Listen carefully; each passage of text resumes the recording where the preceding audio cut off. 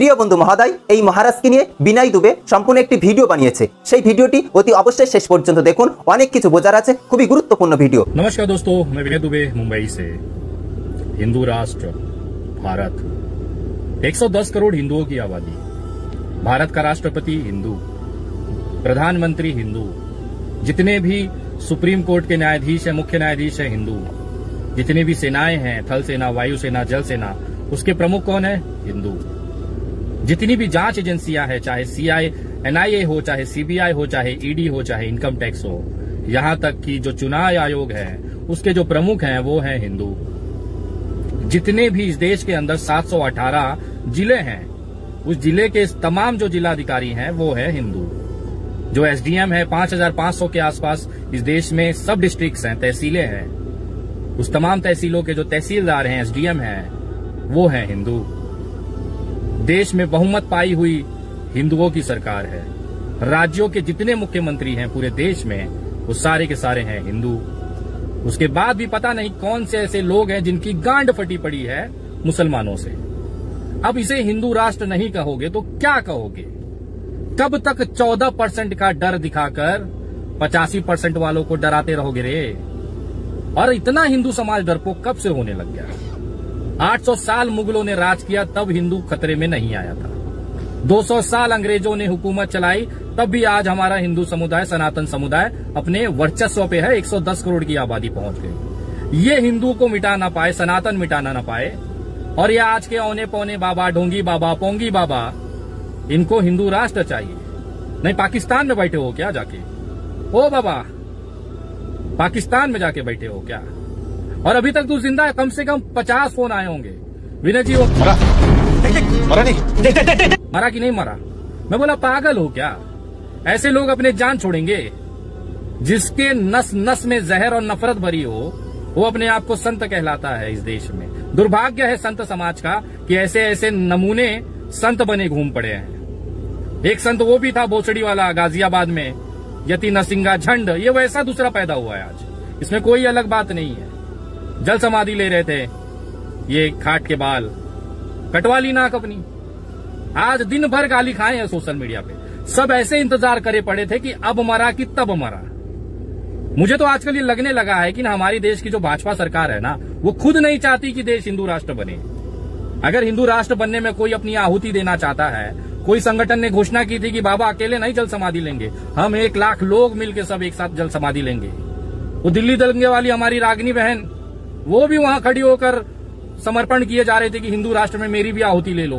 मैं तो बोलना चाहूंगा रागिनी बहन, एक काम करो और अपने 1 लाख कार्यकर्ताओं को बुला के ना ये बाबा को कंधे पे उठाओ, ले जाके फेंक दो सरयू में, करा दो यार उसके दिल की, कम से कम उसकी मुराद पूरी हो जाए। वो जो चाहता है वो करवा दो यार। मैं हाथ जोड़ के निवेदन करता हूं। मैं तमाम वो गाजियाबाद वाले भोसड़ी वालों को कहता हूं कि सुंदर मौका है, उठाओ इस बाबा को और फेंक दो सरयू में, हो जाने दो जल समाधि। आज आर्या पार ये देश देखना चाहता है, पूछता है भारत कब होगा हिंदू राष्ट्र। अब चूतियों की कमी नहीं पड़ी पड़ी है देश में। आइए देखिए कैसे आज ये बाबा ने अपनी नाक कटवाई है।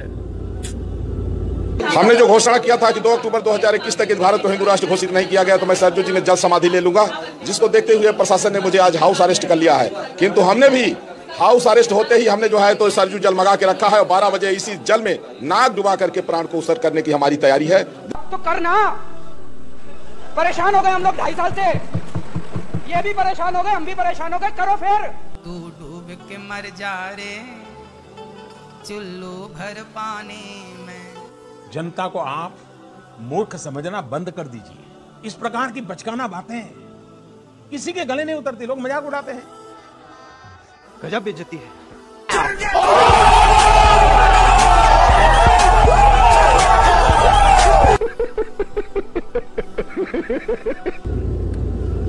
चुल्लू भर पानी लो और उसमें डूब मरो बाबा जी।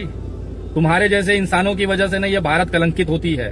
भारत की इस देवभूमि, वो भी अयोध्या में बैठ के इस तरह की बकचोदी, इस तरह की वाहियात बातें, इस तरह से सरकार को ब्लैकमेल करना, संत समाज के वो जो पहना आपने पहना हुआ है ना, उसको कलंकित करता है। राजनीति करनी है, बाहर आइए, संत का चोला बगल करिए, उसको कलंकित मत करिए। विनय दुबे का खुला निवेदन है आपसे, अगर आपको राजनीति करनी है, आपके अंदर वो राजनीति वाला कीड़ा जंप मार रहा है ना, तो सनातन का चोला साइड रखिए और आइए मैदान में और आपकी औकात दिखाइए।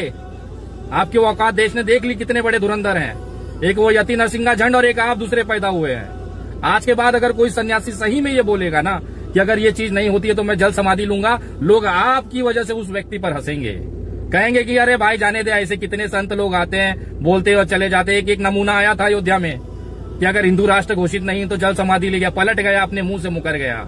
ये वही सनातन है जहां पे वचन का सबसे बड़ा कीमत होती है। रघुकुल रीत सदा चली आई, प्राण जाए पर वचन न जाई।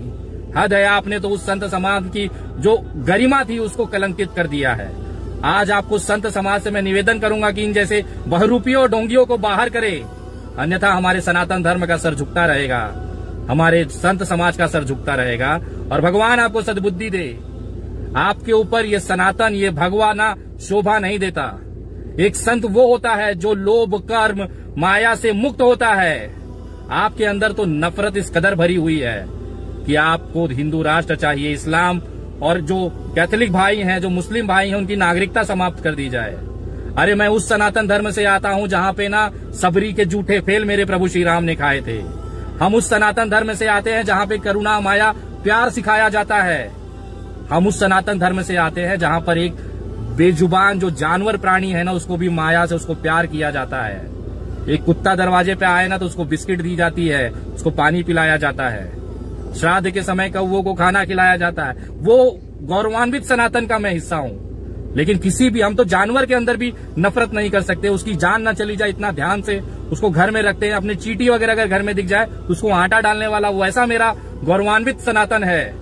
लेकिन तुम्हारे जैसे ना राजनीतिक के कीड़े तुमको कहना ज्यादा अच्छा है, क्योंकि तुम्हारे अंदर इतना नफरत भरा हुआ है, जहर भरा हुआ है। तू संत कहलाने के लायक नहीं है रे, तेरी औकात नहीं है संत बनने की। मैं पूछना चाहता हूं किसने इस जैसे बेवकूफ इंसान को, गिरे हुए इंसान को जगत गुरु का तमगा दे दिया। मुझे शर्म आती है। आज हर वो सनातनी अपने आप को शर्मिंदा महसूस कर रहा है, कलंकित महसूस कर रहा है, क्योंकि ऐसे ऐसे नमूने ने इस देश की, भारत की, अयोध्या की पवित्र जमीन को कलंकित किया है। ये देश है, भारत माँ इसे माफ कर। और जो भी आपके साथ समर्थन है, भगवान उनको सद्बुद्धि दे। पता नहीं कितने डरपोक लोग हो यार। मैं इतना खुला चौड़ा घूमता हूं, मुझे कभी असुरक्षा नहीं लगी, और तुम्हारी गांड फट के तालाब बन चुकी है सिर्फ 14% मुसलमानों से। थू है तुम्हारी मर्दानगी पर, थू है तुम्हारे नसों में दौड़ रहे तुम्हारे माँ और बाप के खून पर, जो इतना कमजोर है कि 110 करोड़ की आबादी होते हुए 14% से डरे पड़े हो। छी है तुम्हारे पे साला। इससे अच्छा तो ये मर्द विनय दुबे है, 100 की झुंड में भी अकेला खड़ा रहता है, क्योंकि मेरे अंदर पवित्र ब्राह्मण और सनातन का खून दौड़ता है। तुम्हारे जैसे मिक्स ब्रीड नहीं है कि गांड फटने लगी और रेवड़ी बटने लगी। छी, जाओ रे कहीं चुल्लू भर पानी में डूब मरो। तुम्हारी औकात नहीं है कोई दावा और कोई आंदोलन और कोई चीज करने के लिए।